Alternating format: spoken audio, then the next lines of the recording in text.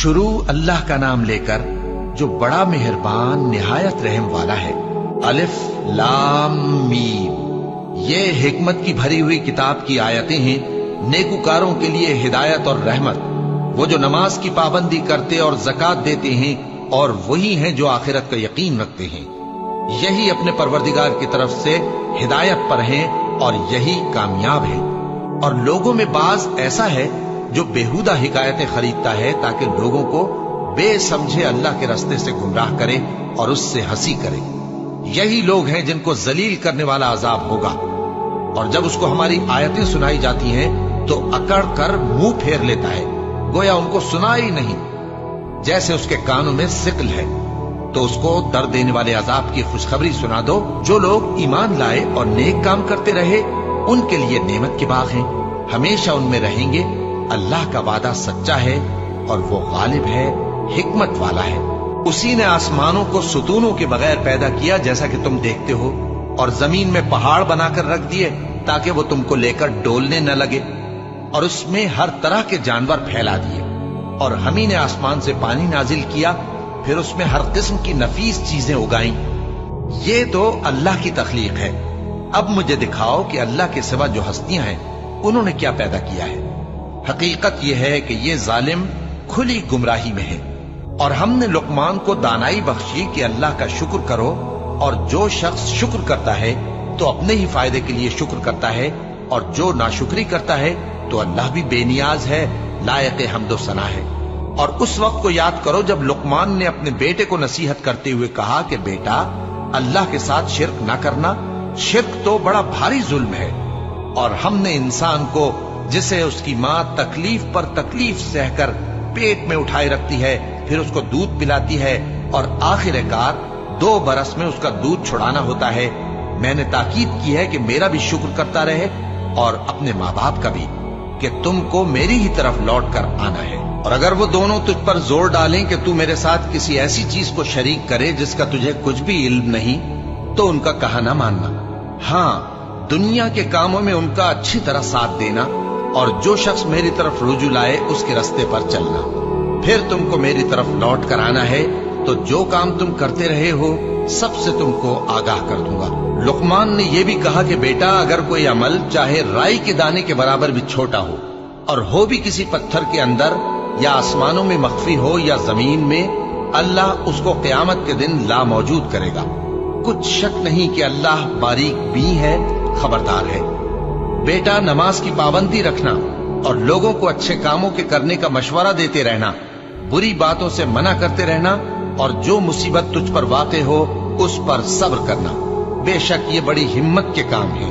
और तकब्बुर करते हुए लोगों के सामने गाल न फुलाना और जमीन में अकड़ कर न चलना, इसलिए कि अल्लाह किसी इतराने वाले शेखी खोरे को पसंद नहीं करता। और अपनी चाल में एतदाल किए रहना और बोलते वक्त जरा आवाज नीची रखना, क्योंकि बहुत ऊंची आवाज गधों की सी है, और कुछ शक नहीं कि सबसे बुरी आवाज गधों की होती है।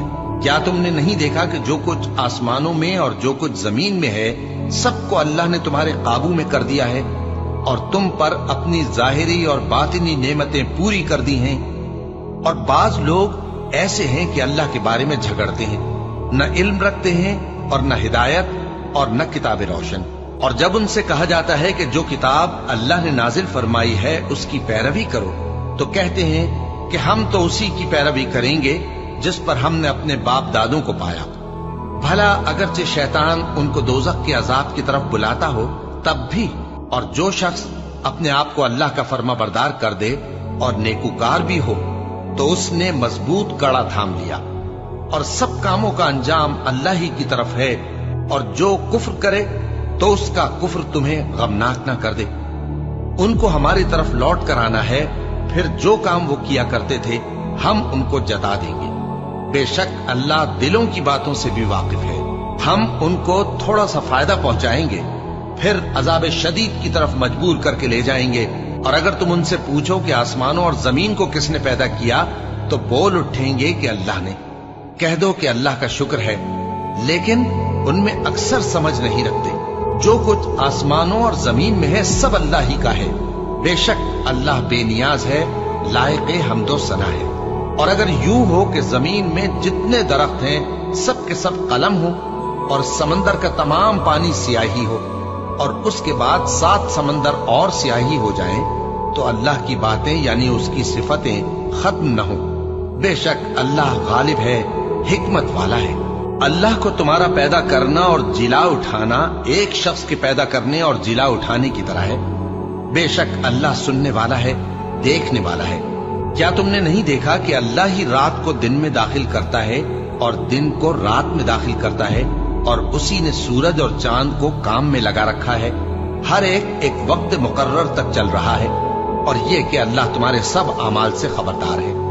یہ اس لیے کہ اللہ کی ذات ہی برحق ہے، اور جس کو یہ لوگ اللہ کے سوا پکارتے ہیں وہ سب باطل ہے، اور یہ کہ اللہ ہی عالی رتبہ ہے، گرامی قدر ہے۔